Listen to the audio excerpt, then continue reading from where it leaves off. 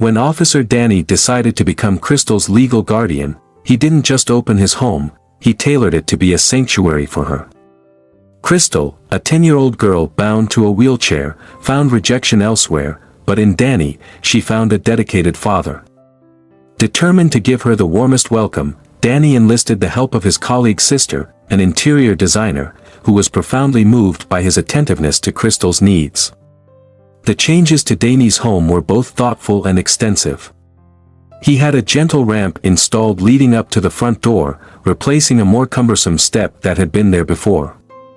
The yard was transformed into a network of smooth paths that Krystal could navigate with ease in her wheelchair, symbolizing the new paths she would now journey along with Danny.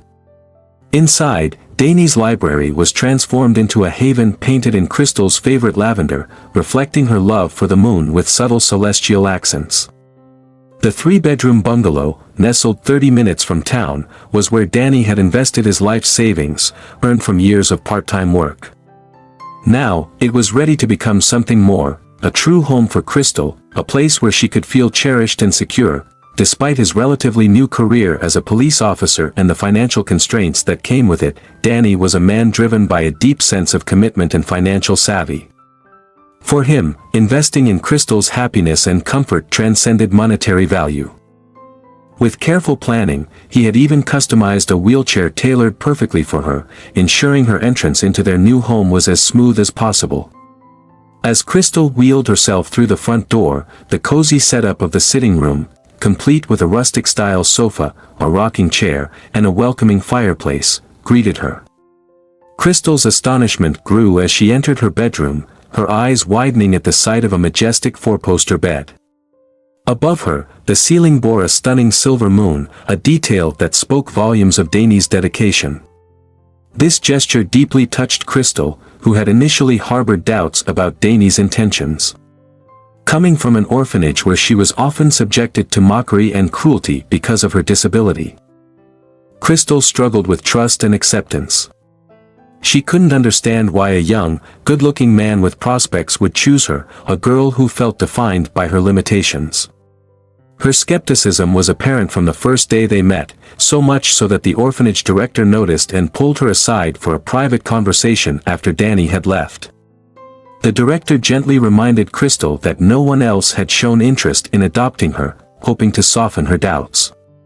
This conversation lingered in Krystal's mind as she now looked around her new room, realizing the lengths Danny had gone to make her feel wanted and special. Here, in this carefully crafted space, Krystal began to feel a tentative hope that perhaps here she could find a true home and a father's love. Danny's interest in adopting Krystal wasn't coincidental. The orphanage staff had witnessed his genuine compassion, particularly towards children with special needs. This reassurance, however, did little to soothe Krystal.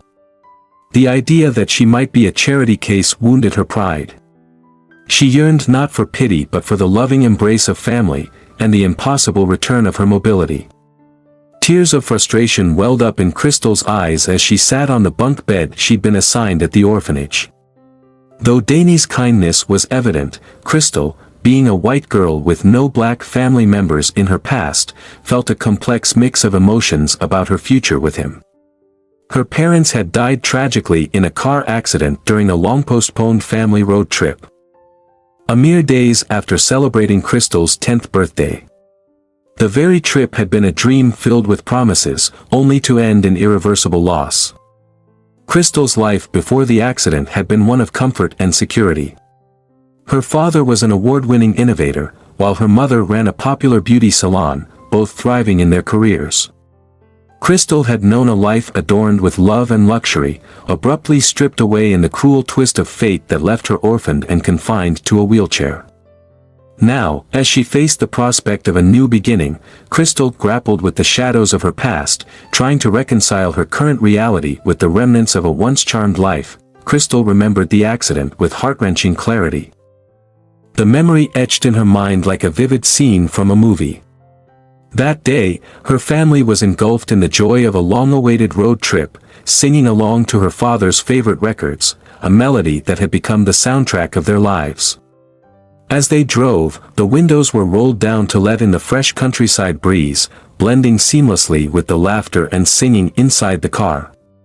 During the trip, Krystal and her mother would occasionally spot something intriguing along the route, prompting spontaneous detours to explore roadside shops, beachfronts, or even a whimsical trade fair where they captured their joy in a series of goofy, happy family photos. That night, they had checked into a luxurious 5-star hotel. Their spirits high from the day's adventures. Krystal had her own room, feeling grown up and cherished, while her parents occupied the adjoining suite. Their evening continued with a chance encounter with Mr. Yule, a businessman known to her father but not particularly liked by Krystal and her mother. His overly friendly demeanor had always unsettled them.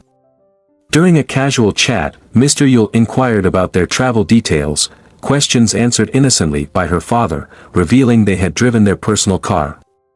Mr. Yule's reaction, a laugh too sharp, too sudden, had sent a shiver down Krystal's spine, adding an eerie undertone to their otherwise delightful evening. Hastily, they excused themselves. Eager to leave the discomfort behind and enjoy dinner at a renowned local restaurant, unaware of the tragedy that was soon to unfold, 2 days after their joyous road trip, tragedy struck on a deserted countryside road. While cruising at high speed, more than one tire on the family car burst unexpectedly. Krystal's father struggled desperately to control the skidding vehicle, but it veered off the road and slammed into a tree. The violent collision rendered the family unconscious. When Krystal awoke in the hospital, her first instinct was to call out for her parents, but they were gone, lost to the accident that had also claimed her ability to walk due to a spinal injury. The reality was crushing. Not only had she lost her parents, but her entire world seemed to have shattered around her. The funeral was a gathering of many faces, some familiar, others not, but amidst the sea of condolences, no one stepped forward to take her in. Even her parents' closest friends, with whom she had shared countless happy memories, hesitated to extend their homes to her now that she was wheelchair-bound and asthmatic, a condition she had managed effortlessly before the accident. Sent to an orphanage, Krystal's striking honey-brown hair and deep blue eyes made a memorable first impression. The director optimistically predicted a swift adoption, but reality proved otherwise. Prospective parents recoiled upon learning of her disabilities, leaving Krystal to face a series of painful rejections. Her old life, filled with love and laughter, seemed like a distant dream as she grappled with the harsh new reality of being continually overlooked because of her circumstances. At the orphanage, Krystal found herself ostracized and treated with disdain. Some viewed her as an invalid, their gazes skirting past her as if she carried a contagion. Worse still, there were whispers that blamed her for the catastrophic accident that claimed her parents' lives. This cruelty wasn't confined to the adults, it permeated among the children too. Clara, a girl at the orphanage, saw Krystal as a rival from the moment she arrived. She was particularly venomous, undermining Krystal at every turn. She taunted Krystal about her appearance, cruelly joking within earshot of others that Krystal's head was misshaped and her eyes were like creepy orbits. Whenever chores were assigned, Clara would intentionally start near Krystal, often stirring up dust to trigger her asthma. During these attacks, Clara would stand by, smirking at Krystal's desperate scrambles for her inhaler, only feigning concern when a caregiver appeared. This harsh environment taught Krystal to be self-sufficient, always keeping her inhaler close. Yet, despite her resilience, she felt powerless to combat Clara's facade of sweetness, which deceived the orphanage staff and protected her from any repercussions. Krystal harbored a simple yet profound hope, to be adopted by a wealthy family, escaping the cruelty of the orphanage and the false sympathies of its residents. Initially, it was often affluent couples who visited, stirring a mix of hope and bitterness in her heart as she navigated the complex dynamics of her temporary home. 5 months into her stay at the orphanage, despite the fleeting glimmers of hope when prospective adoptive families visited, Krystal remained unchosen, bolstering Clara's cruel taunts that she was too useless to be wanted. The day Clara was adopted by a wealthy couple felt like a bittersweet release for Krystal. She was relieved to see her tormentor leave yet faced her own uncertain and seemingly bleak future alone. In those trying times, Krystal struggled to find the joy her father had always encouraged her to see in life. Then, 7 months after her arrival, Officer Danny entered her life, a beacon of hope on Children's Day. A skilled ventriloquist, he captivated the children with his performance. But it was Krystal's distant gaze that caught his attention. Compelled to know her story, Danny spoke with the caregivers, and what he learned about the harsh judgments and whispered rejections Krystal faced ignited a protective fervor in him. After adopting Krystal, Danny dedicated himself to restoring the joy in her eyes. Each morning, he greeted her dressed as a different cartoon character, Barney one day, Goof the next, followed by Peter Pan, and even Captain Hook. His playful appearances sparked the first real smiles from Krystal in a long time, gradually thawing the sadness that had settled in her young heart. Danny's acts of love were more than just costumes, they were affirmations of his commitment to making her feel cherished and valued in their new life together. The laughter that Krystal shared with Danny was precious, a fleeting moment of joy that lit up her otherwise reserved demeanor. This brief respite from her sadness was a victory for Danny, who cherished these glimpses of happiness. As the new school year began, he enrolled Krystal in one of the best schools locally, hoping to give her a fresh start and a brighter future. However, the first day of school turned Krystal's hopeful beginning into a nightmare when she came face to face with Clara, the very source of her past torment, at school. Frozen in shock and hoping against hope that it was merely someone who resembled Clara, Krystal's voice trembled as she uttered the dreaded name. But the girl's wicked smile confirmed her fears. Clara was not only there, but they were going to be classmates. By the end of the day, Clara had woven a web of lies, painting Krystal as a manipulative girl who used her disability to gain sympathy and mistreat others at the orphanage. These rumors spread quickly, poisoning Krystal's new beginnings as peers turned away and whispered cruelly behind her back. Overwhelmed by the hostility, Krystal found herself retreating into despair, crying herself to sleep and foregoing dinner. That night, Danny found her sobbing in the dark. The pain in her voice as she expressed a wish to join her parents in death shook him deeply. For the first time, his response was a stern shout, driven by fear and desperation to pull her back from the edge. He implored her never to voice such a devastating thought again. His reaction was not just out of concern but also a visceral need to protect her from spiraling into further despair. He wanted to rebuild her broken world, to fill it with hope and to remind her that she was not alone, that together, they could face the challenges ahead. Danny held Krystal gently by the shoulders, his tone intense and purposeful, as he impressed upon her the profound significance of her life, greater than she could possibly fathom. As the night stretched on, Danny, sitting by her bed, decided to open up about his own loss, hoping to forge a deeper connection through their shared grief. He recounted the heroic tale of his father, a respected police officer revered in their community. One fateful day, as Danny's father picked him up from school, they encountered a terrifying scene, a school bus with failing brakes, full of children, careening toward a perilous turn that led to a river.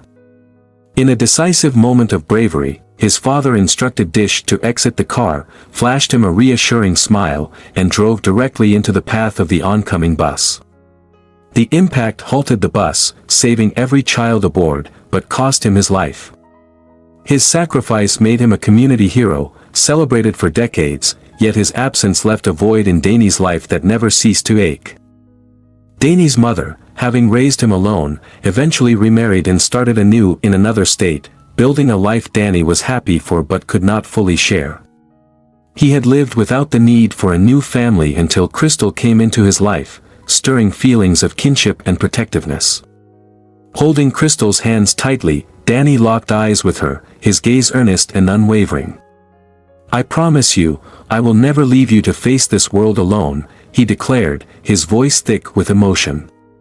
"You will never have to fight your battles alone again. We're in this together, and together we'll find our way forward." His words were a pledge, a vow to be the family each had lost and desperately needed. Bound by their shared experiences and a newfound hope for the future, overwhelmed by emotion, Krystal embraced Danny, finding solace in his support.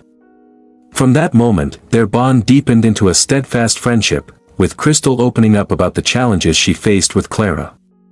Danny, leveraging his connections with the school's management, ensured that Krystal was safeguarded from any further bullying, advising her to remain resilient and continue spreading kindness. Together, Danny and Krystal dedicated time to discover and nurture her talents, eventually uncovering her knack for design. During an arts and crafts class, Krystal's exceptional talent shone brightly as she crafted unique clothes and accessories. Her willingness to help her classmates refine their designs won her many admirers who began to see through Clara's deceptions. They noticed Clara's tendency to lie and manipulate, which eventually led to her being ostracized and, under the pressure of her adoptive parents' financial struggles, transferring schools. As time passed, Krystal flourished both socially and creatively, despite the physical limitations brought by her disability. She adapted to life on wheels, cherishing her newfound independence and the community she had built around her.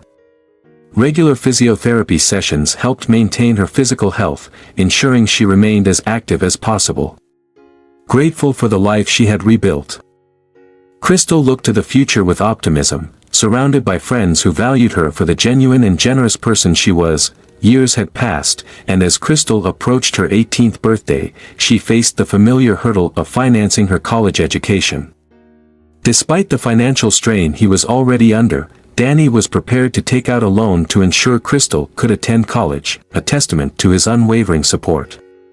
On the day of her graduation, a brief detour to witness an interrogation at the police station revealed a staggering truth that would alter their lives forever. The suspect, initially dismissed as a petty thief, turned out to be a notorious hitman involved in numerous deaths, including those of Krystal's parents, the Hurons. The revelation shocked Danny, especially when he learned that the crime was orchestrated by Mr. Yule, a business mogul who had manipulated the Hurons' vehicle during a family road trip to eliminate his business rival and secure a lucrative contract worth $1 billion. Evidence from voice recordings and text messages unveiled Mr. Yule's heinous act. His arrest and subsequent trial culminated in a hefty prison sentence and a court mandate to compensate Krystal with over $100 million. The justice served brought a somber closure to the tragic loss Krystal endured years ago. Now, with Mr. Yule behind bars, Krystal reflected on their eerie encounter at the hotel during that ill-fated road trip. It all made sense. The unnerving attention, his too bright laugh, his undue interest in their travel plans. Krystal could finally close this painful chapter, backed by the support of Danny, who had become more than a guardian but a true family. Together, they looked toward a future brightened by justice and the promise of new beginnings. Krystal's newfound wealth transformed her life overnight.